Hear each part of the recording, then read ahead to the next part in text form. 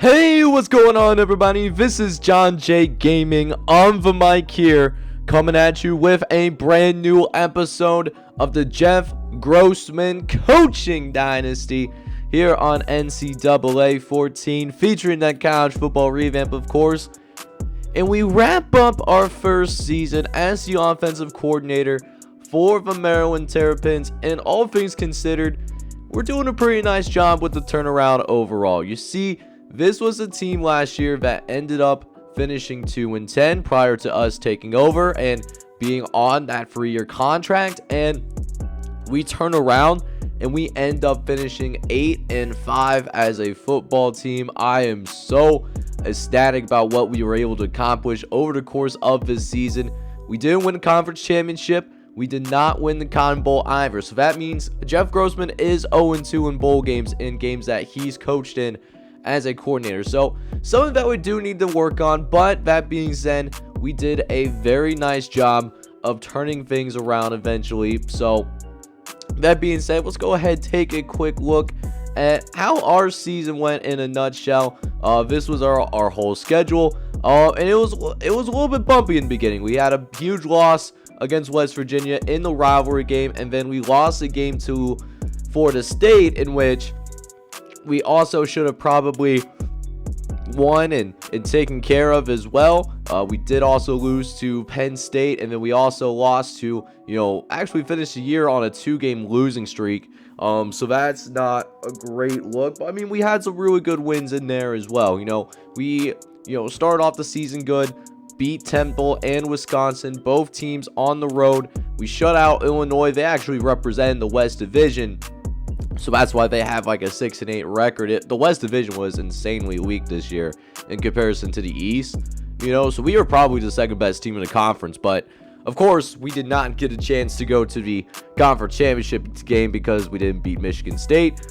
Speaking of which, we did get a win against Ohio State. That was a nice win at home. Indiana, who was ranked at the time, one of our best performances of the whole year, 41-20 victory.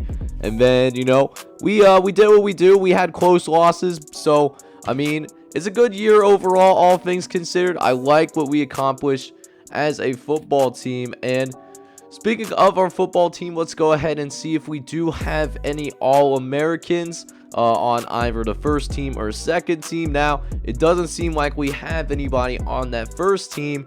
Maybe we can get a little bit more love with that second team, but same scenario, except on the defensive side of football, we do have 2 second-team All-Americans.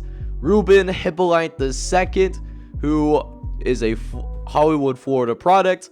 Really good year. 81 tackles, 6 TFLs, 3 sacks, 3 interceptions. He had a great season. And then so did Darrell Nakimi. He was also a guy that played right next to Ruben Hippolyte, and Darrell Nakimi, senior redshirt. This was his last year on the field, coming out on a high note. 26 TFLs, man. That is absolutely insane. 6 sacks, interception, and also forced a fumble. Slash got a fumble recovery as well to go with it as well. So good year for the for those 2 linebackers. They do both receive All-American honors. We'll see if we have anybody in the Big Ten, and we do have somebody on our offense that did get at least first Big Ten honors. Jaylen Duncan, he's a 92 overall, should be a one of those guys that do end up being an NFL prospect. He had 30 pancakes last year, kind of had a down year, but still got those first team honors nonetheless. Deshaun Holt also got first team honors. He's only a 75 overall, but did some good stuff. 24 TFLs, 3 sacks, 5 pass deflections to go with it as well. And then half of our secondaries in here as well. Levante Gator and Bo Braid are both in here as well. Bo Braid we should have back next year. And then look at our second team. Rakeem Jarrett was somebody that was absolutely special. Rakeem Jarrett, somebody that could go to the NFL after this season. Second team honors, 59 catches, 1,000 yards, 8 touchdowns to go with it. Also, did have 4 drop passes. So, I mean, he did have more touchdowns and drop passes. So I really like the sound of that. And I'm looking around to see if we have anybody else on that second team. and that's not the case. Speaking of the stats for our guys, let's go ahead and check that out real quick. And we check in on Tua Tagovailoa, and he was a gunslinger over the course of this year. 3,610 yards. That ends up being a school record. We saw that being broken during the course of the Cotton Bowl. He did have 21 touchdowns, but 20 interceptions as well. He could be someone that could really benefit from maybe staying in school one more year to get those interceptions down. I don't know if he's ready for the NFL yet. He has the skill set, but, you know, first year in the new offense, it was a little bit ugly at times, to be honest with you, but he did lead us to an 85 record, and he's somebody that we can definitely work with in the future.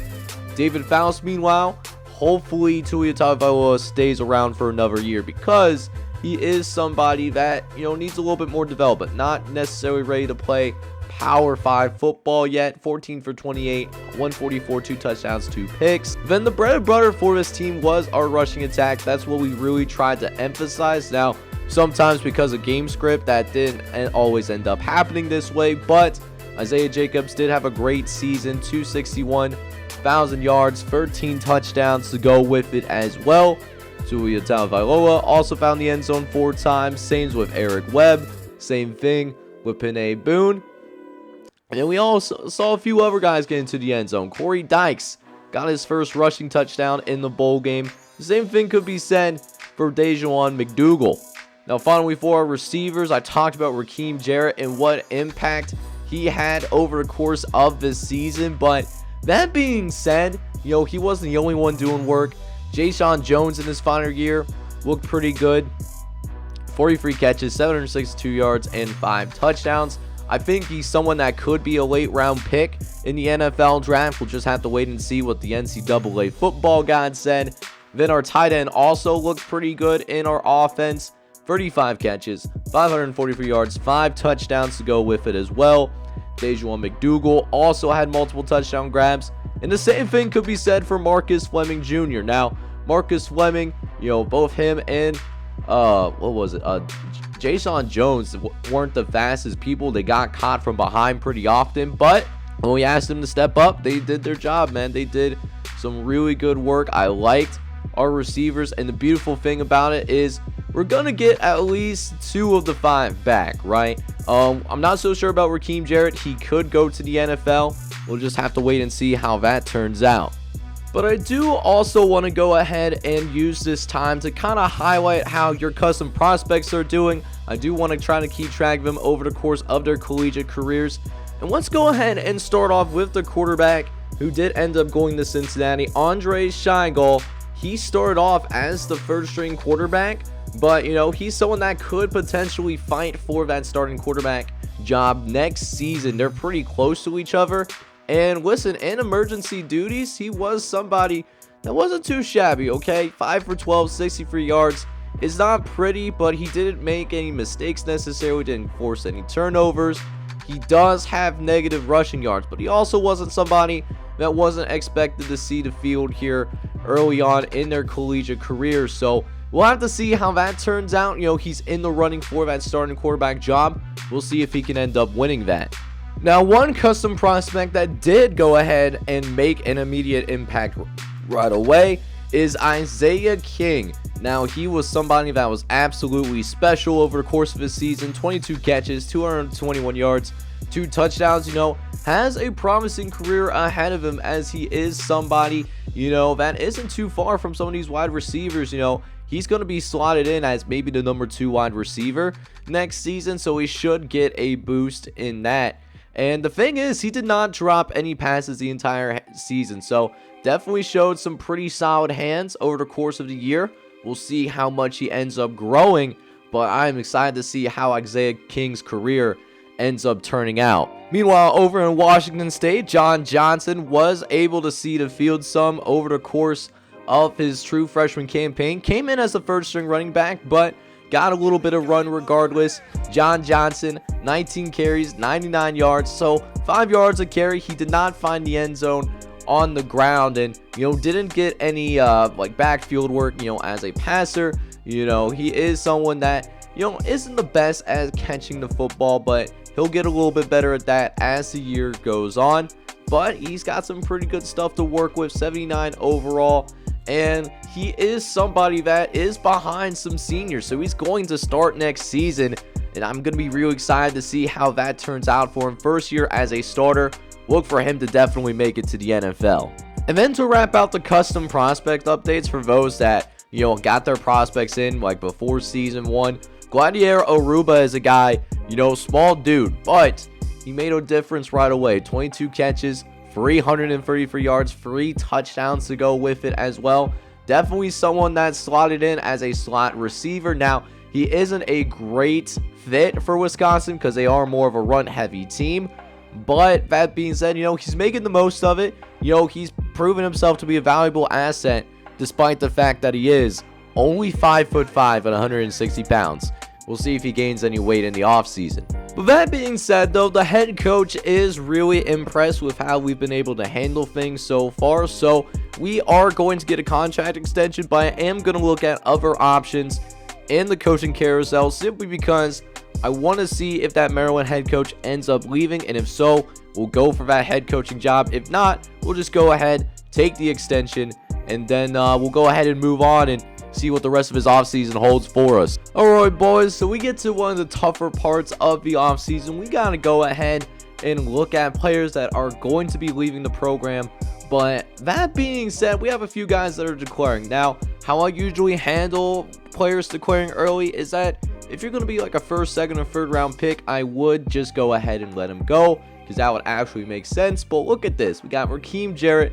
He's projected as a 4th rounder. That's a day 3 pick. So, and he's got 2 more years of eligibility. So that doesn't make any sense. We're going to ask him to stay to get his college degree. He's going to stick it out, earn that college degree. You love to see it. And going to do the same thing for Tyrion Stills. He's also a sophomore redshirt. He's somebody that, 7th round pick, man. Like 7th round picks usually do not, pan out well in the NFL, right? So we still have some guys that are leaving. We got some big shoes to fill. Nick Cross, he's going to leave the team. Then we also have Mosiah Nazali-Kite. We got Jaylen Duncan. He's going to be a 5th round pick. We will also have Jayson Jones. He's not an NFL player, or at least not going to be drafted into the NFL, but I think he's someone that could make it onto a roster if he finds the right fit for him, the right opportunity. But yeah, we got some good guys leaving this team, and we got some shoes to fill. So we go ahead and check out the pro draft results, and we have a little bit of a pleasant surprise. Jayson Jones does end up making it after all. He does become a 7th round pick, so maybe those players that decide to stick around, that open up a slot for Jayson Jones, so we're excited to see that. We do have Nick Cross and Mosiah Nazali-Kite, both 3rd round picks for the program, and then Jaylen Duncan is a 5th round pick for the Maryland football team. So 4 NFL draft picks, that's really good to see, and I like that, we got some NFL caliber players now, 2 of which that I've coached over the course of this series. So we'll see if we can add on to that next year. Alright, boys, so we did make it to the signing day for us, and to be honest with you guys, we don't really have a lot of impact players in this class. Our head coach, as you know, we let him handle the recruiting because usually, the coordinator wouldn't have much say in recruiting matters. That's mostly a head coaching thing. But the only real impact guy that we end up signing is Brandon Jackson, but he's on the defensive side of the ball, so we won't see him very much, in this series. We did sign a 2-star punter in Fabian Thomas as well, but other than that, there's a little bit more that needs to be desired, I think. AJ Arnold, he's a 4-star guy, but he's a 68 overall, so he's not very good. Did also get a Ty Hill, for example, John Lambert, Tim Haynes, but to be honest with you guys, it's not a good recruiting class. And that's usually why I have handled it in the past, but since we are a coordinator, wanted to do something new, we're just gonna have to do with what we got. We did not get much better on the offensive side of the ball. Hopefully Brandon Jackson, he's the best player in this class, I think. 12th defensive tackle in this recruiting class. Hopefully we can make it work out for him. But let's see where our top class ends up. At least on paper, we don't have a bad recruiting class, I guess. We do have the 41st ranked recruiting class in the country, which, is solid. it's about middle of the pack, I think. You know, there's quite a few Big Ten teams that are ahead of us, but it should be the kind of recruiting class that will eventually, I guess, help us out in terms of making sure that we stay in, I guess, competition within our like the Big Ten. Ohio State put together a top 10 recruiting class. Michigan put together a top 10 recruiting class. And these are all teams in our division, so we're gonna have our hands full. But let's go ahead and see what our season 2 prospects, where did they end up signing at. So starting with the number 2 prospect in all of America, we have Donnie Watson, 5-star running back out of Havelock, North Carolina. Ends up going out of state, actually, even though he had a scholarship to North Carolina. He's going to go play for the Tennessee Volunteers. And oh my goodness gracious, is he going to be a special looking player. I mean, 5 stars, you know, definitely got the skill sets to be successful early on. I'm sure Tennessee is extremely excited to have him on this football team. I'm sure he's going to make a huge impact for Tennessee whenever it's his turn to go ahead and see what he can do. Another custom prospect that did end up signing in that, you know, southeast part of the country, we got Bear Footlock, 3-star running back out of Plattsburgh, New York, is going to go down to NC State and play with the Wolfpack. He was somebody that had actually did not have scholarship offers from anybody else. NC State was the only team that actually ended up pursuing him and will end up playing, you know, out there, you know, with the Wolfpack over in the ACC. And then the final custom prospect that we had was Eli Thompson. He's a 4-star wide receiver out of Hazard, Kentucky. He is going to sign with the Nebraska Cornhuskers, who are in the Big Ten, so we might see them quite a bit, you know, over the course of this series, at least while we're here at Maryland still. But that being said, though, this is a nice little offer for us at the end of the day. I would have had more custom prospects, you know, with this recruiting class, but it didn't save all of them for whatever reason. I thought that was really strange. So what I am going to do, I am not going to actually take any custom prospects in this upcoming season, so that the guys that should have got in last year, I can make sure that they actually get in this year. But don't freak out. There's going to be plenty of opportunities throughout this series where you're going to be able to get your custom prospects in. So don't freak out. I'm planning on running this series for a little while, but let's go ahead and see if we can make some changes to make our football team better now. Alright, man, so we actually didn't have to make any changes, you know, in terms of the offseason, at least over on the offensive side of football. But let's go ahead and check out these training results, though. And we are so close to having a 99 overall guy. Rakeem Jarrett, he's up +4. He is up to a 98. He's got some skills, man. 99 catching, 98 route running. I don't know what's keeping him from being a 99 overall. I'm going to be honest with you. I don't know what's going to keep holding back, because like all of his core skills, 99 catch, 98 route running, 98 catch in traffic, 96 spec catch. I mean, this guy, absolutely insane, can do everything. Also, pretty fast dude as well. One of the faster guys in college football. So, yeah, man. And we got a few other 90 overall guys. Actually, 3 overall guys. 3 90 guys. We also have Tyrion Stills, who did come back for his junior season after he was projected as a 7th round pick. He's staying. And then Tui Tagovailoa, he's a 94 going into this year. He's not any faster, still only has that 73 speed, but his acceleration is really good. He's got 89 accuracy, 86 throw power to go with it as well. So definitely a good quarterback, especially with that 99 awareness per se. So, you know, hopefully we can see the cut down in turnovers. As for the running back room, looks like Panay Boone actually going to get the starting job this year. He won it out in camp. He's an 87, which means Isaiah Jacobs, who had that 1,000-yard season, he's actually going to be our backup running back this upcoming season. But, I mean, even the backups, they get a ton of work to go with. Caleb Clark, we redshirted him last year. He's up to an 82. So definitely a bright future at the running back position to go with it. Fullback, Eric Webb. He's our really the only fullback that we got. He's a 67. Wide receiver room outside of him, Dejuan McDougal, you know, almost that 90 threshold. Marcus Fleming's a pretty good receiver too. Dino Tomlin and Nick Giannaro could be 2 guys that could go ahead and contribute for us a little bit, maybe on special teams. Tight end, we got 3 good tight ends. We got Corey Dykes, he's really good.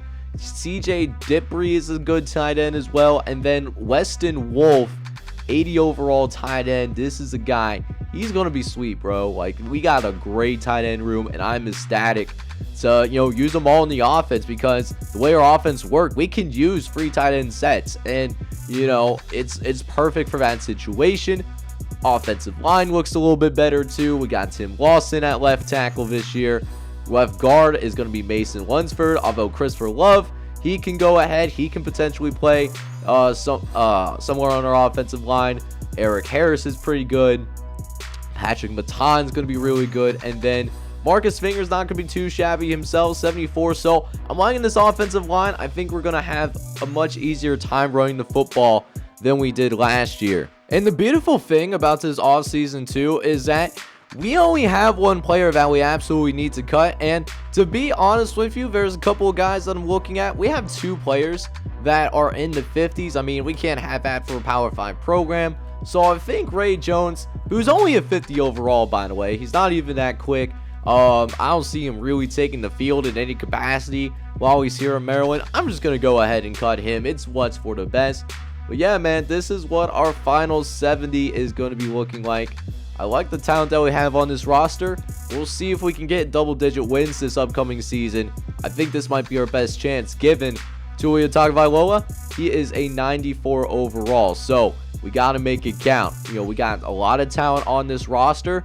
Let's see if we can make something shake with it. So that takes us to the preseason, where we got to figure out, who we're going to redshirt. But let's start off at the quarterback position.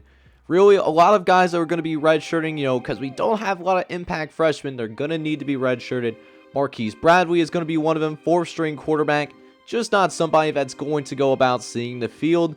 Same thing could be said with A.J. Arnold. 4-star guy, but he's buried on the depth chart as of right now. Not somebody that will also not necessarily be seeing the field that much either. Meanwhile, at the defensive side of the ball, we will be redshirting Jason Williams as well. 4th-string pass rusher. Again, another case where he's going to be buried on the depth chart. Defensive tackle will be redshirting both Paul Freed and Keenan Cutler. Brandon Jackson will not be redshirted because we do need a little bit of depth. And if he's someone that does need to play, he can play pretty well right away. So, going to be excited for that. And, we'll see what he can do, given that opportunity. And finally, this is what our schedule is going to be looking like this upcoming season. Starts off pretty light, and honestly, it's not as much of a gauntlet as it looked like last year. So we start off with home games against Bowling Green and Illinois, who did win the Western Division last year, but they were 6-8. Then we will have our rivalry game against West Virginia. We'll look to go ahead, get some revenge there. Then we go on the road for the first time, on the road against Nebraska, who did just sign custom recruit Eli Thompson. Then we go on the road to play against Florida State. That takes us into the meat of Big Ten Conference play, where we'll have home games against Purdue and Michigan, on the road against Penn State and Ohio State. Follow that up with a home game against Indiana. And then we'll have that bye week before we get to the last parts of our schedule, where we play Rutgers and Michigan State once again, before we find out, if we go to conference championship, bowl games, all that good stuff.